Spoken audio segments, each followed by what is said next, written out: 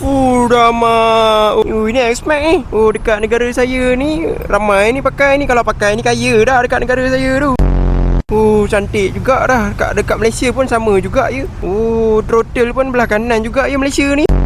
Smart betul lah X-Max ni. Aku minat betul lah. Dekat sana dah ada satu. Ingat plan dekat Malaysia ni nak beli satu lagi dah. Color merah ni. Berlopong eh. Dekat Malaysia ada plastik ni. Seat dia pakai plastik. Dekat sana rasanya dia pakai kulit.